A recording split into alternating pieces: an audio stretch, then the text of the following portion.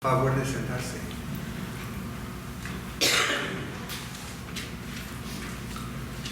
¿Cuántos de ustedes han ido a una boda o a un wedding shower para una pareja que se va a casar? ¿Algunos? ¿Ya?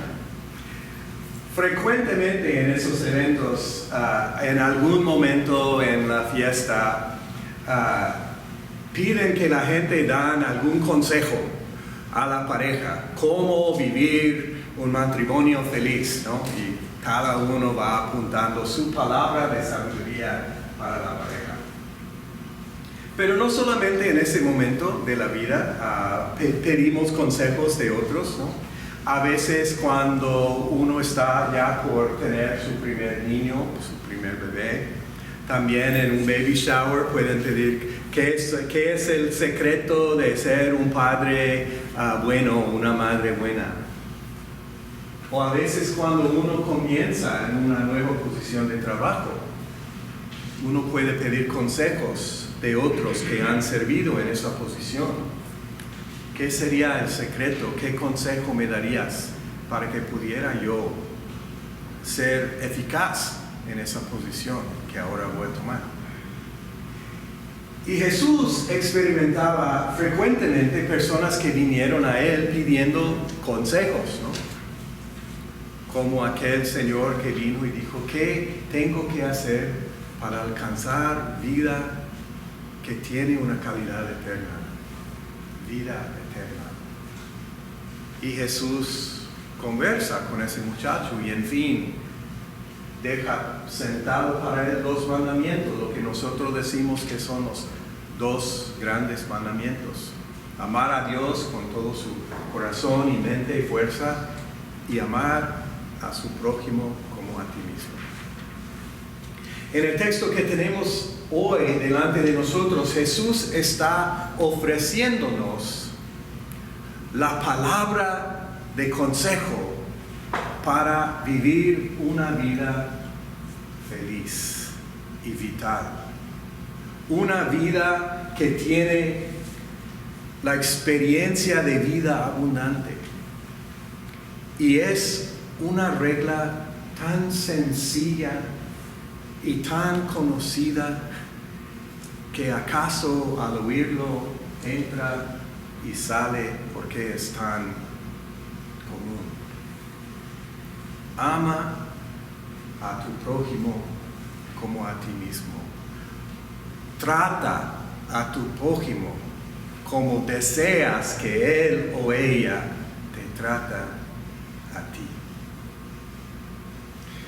Ese consejo es un consejo que resuena por toda la historia de la humanidad.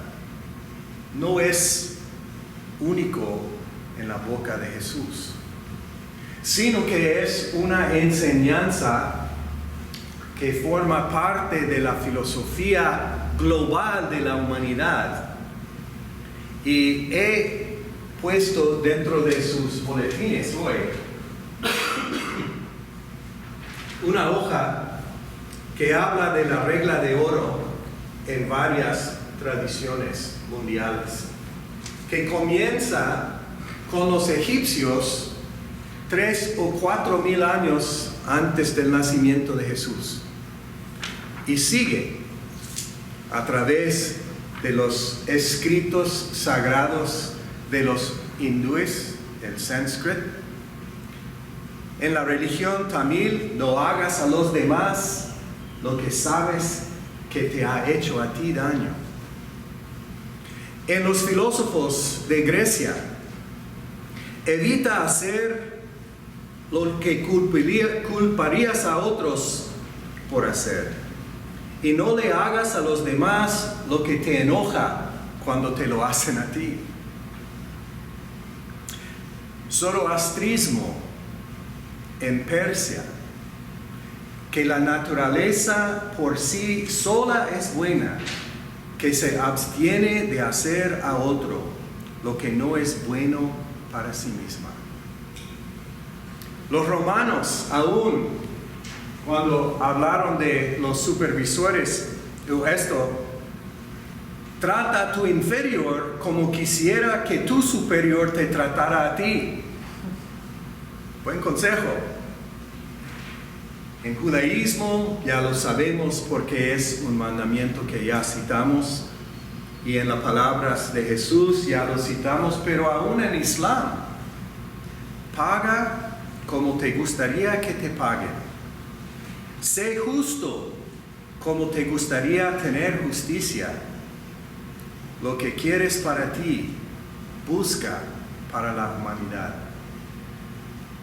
La religión de Bahá'í: elige para tu vecino lo que elegirías para ti. Hinduismo: trata a los demás como te tratas a ti mismo. Y estos actos que consideras buenos, cuando te los hacen a ti, hazlos a los demás. Y no es nadie más, debe ser nada más. Solo lo bueno debes hacer a los vecinos. En el budismo: no lastimes a los demás de una manera que tú mismo encuentres hiriente. En Jainismo, que es una religión de Asia, una persona debe deambular por tratar a todas las criaturas, aun las ratas, como él mismo sería tratado. Y confucianismo, que muchos consideren la primera cifra o la primera instancia de esa regla de oro: lo que no deseas para ti, no lo hagas a los demás. Toda la humanidad, en todos los continentes, en todas las culturas y religiones dominantes del mundo, ha llegado a esa misma conclusión. Tratar a tu prójimo como quieres que tu prójimo te trate a ti. ¿Qué impacto tiene para ustedes saber que esta regla se ha descubierto y se ha dicho y se ha enseñado por todo el mundo entero? ¿Qué impacto tiene al escucharlo, al leerlo en tantas religiones? ¿Qué impacto? Es una pregunta para que respondan. ¿Cómo te afecta oírlo así? Lo primero que me viene a la cabeza es echarle la culpa a los demás. ¿Por qué no me han tratado a mí? Porque yo creo que yo lo he hecho. Ese es mi error de pensar que yo estoy bien y que merezco que los demás ellos me traten bien. Ajá. Pero la regla no dice eso. No dice eso. Dice: hazlo aún cuando ellos no lo hacen. ¿Algún otro impacto que tuvo para ustedes leerlo en eso? Sí, Servando. Que Jesús no fue el primero. Sí, que Jesús está enseñando en una línea de sabiduría que es mucho, mucho más antiguo que él mismo, ¿no? Para mí tiene el impacto de pensar que la humanidad ha discernido el centro del Evangelio por años, por milenios, por miles y miles de años. El centro del Evangelio, el amor, encarnado en la forma en que tratamos uno al otro. Y si esta regla se ha logrado descubrir y compartir y enseñar en todas esas culturas, ¿por qué es que luchamos tanto para vivir esa regla? ¿Por qué si el mundo entero ha descubierto esto, si los sabios de todas las religiones mundiales han descubierto esto, ¿por qué luchamos tanto en efectuarlo, en encarnarlo en nuestras vidas? No sé, no tengo la respuesta, pero yo creo que va en parte a lo que acabas de decir, Adrián. Que enfocamos primero en lo que el otro nos está haciendo y no en nuestra propia vida y responsabilidad primero. Este camino, el camino de la regla de oro, es lo que Jesús indica como el camino angosto y la puerta angosta, que conduce ¿a qué? Conduce a la vida. Es por esa puerta tan sencilla, tan conocida, tan compartida, tan enseñada, es esa puerta que toda la humanidad ha recibido, que conduce a la vida. Pero no basta escribirla en un papel y pegarlo en su pared. No basta crear un cuadro bonito y colgarlo en su cuarto. Porque la regla de oro no es una regla para poner en la pared. Es una regla para colocar en el centro de tu vida. Y quisiera destacar unos pasos que para mí son pasos importantes si queremos encarnar esa regla de oro. La erudita ex religiosa Karen Armstrong, que es reconocida mundialmente como una erudita de religiones globales, religiones de la humanidad, dice que uno no aprende a manejar un carro leyendo el manual. No puede aprender cómo manejar un carro leyendo el manual. ¿Qué tienes que hacer? Tienes que poner tu sentador detrás del volante y poner el carro en el camino y practicarla, ¿verdad? Porque no hay otra manera de aprender cómo hacerlo. Y quisiera decir 4 pasos que yo creo que son importantes para poder internalizar esta regla de oro. La primera es que el paso principal, el paso inicial, el paso esencial es primero examinar nuestra propia vida.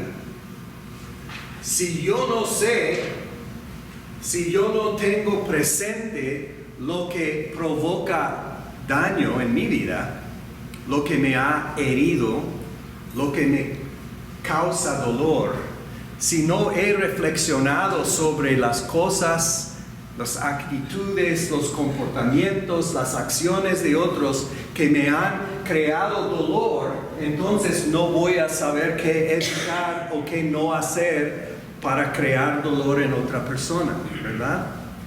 Tengo que tomar por lo menos un momento para reconocer lo que me ha herido en el pasado. ¿Cuál es la cosa que me provoca dolor? ¿Cuál es la cosa que me trae alegría? Porque la regla de oro se ha dicho en términos positivos y también negativos, ¿verdad? No tratas a otros como no quieres ser tratado, o trata positivamente a otros como deseas que te traten a ti. Entonces hay dos cosas. Uno es hacer el bien que quieres que otros te hagan y no hacer el mal que no quieres que otros te hagan, ¿verdad? Entonces tenemos que reflexionar en nuestra propia vida. ¿Qué es lo que me da felicidad? ¿Qué es lo que me trae alegría? ¿Qué es lo que me da un sentido de que soy una persona digna, una persona de valor? ¿Cuáles son las cosas que otros hacen que provocan a mí esas experiencias de dignidad y de alegría y de gozo? ¿Y cuáles son las acciones de otros que provocan dolor, heridas, tristeza? Porque si no conozco lo que me ha afectado a mí, jamás voy a poder saber qué dar y no dar a otros. El segundo paso es la necesidad de empatizar con la experiencia de otro. Es decir, tengo que aprender cómo poner mi persona en los zapatos en la vida de otro, como el dicho de los indios que dice: no sabes nada de la vida de otro hasta que has caminado una luna en sus moccasins, en sus zapatos, ¿verdad? Si no sabemos cómo empatizar o poner nuestra presencia dentro de la vida de otra persona, identificar, solidarizarnos con él o con ella, va a ser difícil descubrir el dolor que está presente. Si logramos empatizar y reconocemos en ellos el dolor que hemos descubierto en nuestra propia vida, entonces tenemos una conexión. Descubrimos que él o que ella está sufriendo en una forma parecida a formas en que yo he sufrido. Algo que me duele tanto sobre la cuestión migratoria en nuestra nación ahorita es la falta de capacidad para, número uno, reconocer la historia de mi propia vida y familia y cómo esa historia está reflejada en la vida y experiencia de los inmigrantes que vienen buscando lo que mi familia vino buscando hace siglos. Sin esa capacidad de empatizar, es imposible entonces saber cómo aplicar la regla de oro. Si no me veo dentro de la cara y la vida del otro, jamás voy a sentir su dolor ni reconocer su alegría. Pero si tomo el tiempo para conocerme a mí mismo y buscar cómo penetrar la frontera de diferencia entre él o ella y yo y poner mi presencia dentro de su vida, entonces la empatía tiene la capacidad de crecer y crear una liga, un eslabón de conexión entre mí y esa otra persona. Y para poder empatizar con otro, en mi propia experiencia, el paso fundamental ha sido el escuchar.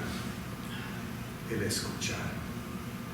No el decir, no el aconsejar, sino el sentarme a escuchar lo que pasa en su vida, lo que expresa de su dolor. Tener la paciencia de callar mi propia voz para poder escuchar la voz de él o de ella, o de este grupo que desconozco, y su experiencia, y sus heridas culturales, históricas. Si no estamos dispuestos a escuchar, jamás podemos empatizar. Y más difícil será aplicar la regla de oro en esa situación. Examinar su propia vida, empatizar y hacer la obra de escuchar para poder empatizar. Pero fundamentalmente tenemos que practicar la aplicación de esta sabiduría que la humanidad ha discernido.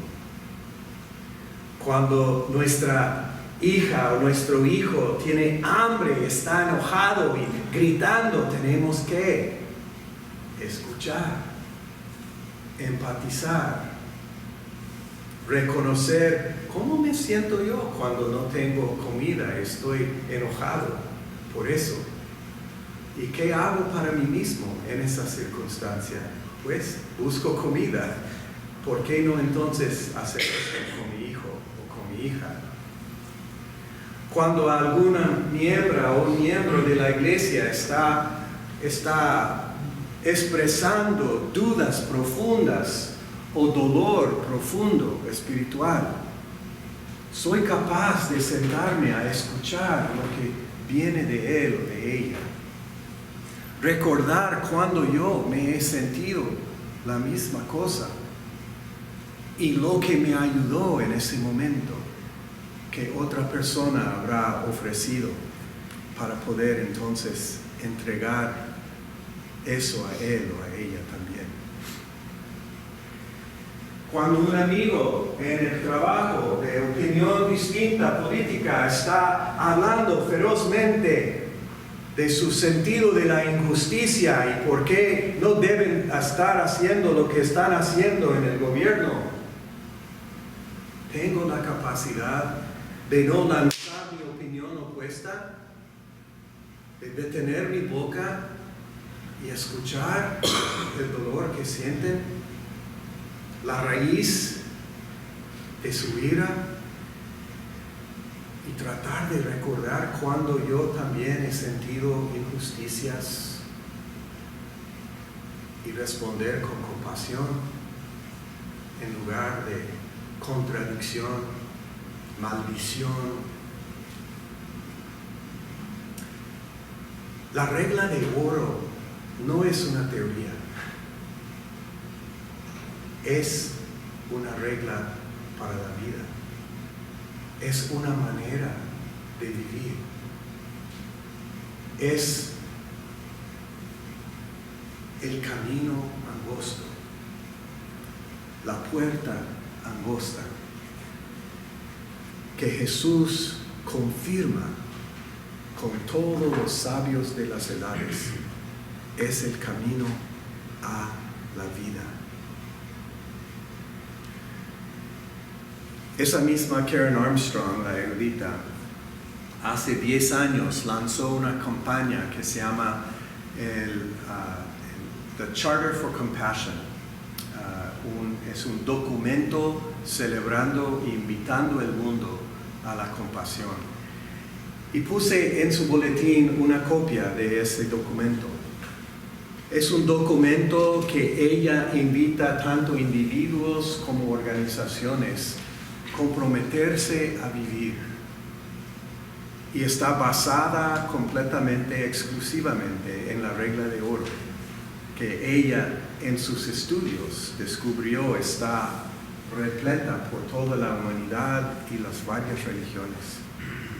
Y ella ha extendido y está extendiendo a nosotros hoy una oportunidad de comprometernos a la compasión que la regla de oro invita, requiere, demanda de nosotros si queremos vivir. No sé de ustedes, pero yo, por lo menos, quiero escoger la vida y no la muerte. Quiero escoger tratar a otros como quiero que me traten. Dar el bien que quiero que me den. Evitar el mal que también quiero evitar. No voy a ser perfecto en eso, pero puedo recomprometerse cada vez que fallo. Y yo sé que si nosotros podemos tomar sola esa pieza del Sermón del Monte y vivirla, viviremos con una vida más abundante. Y el amor de Dios se hará presente con nosotros. Oremos. Señor, hemos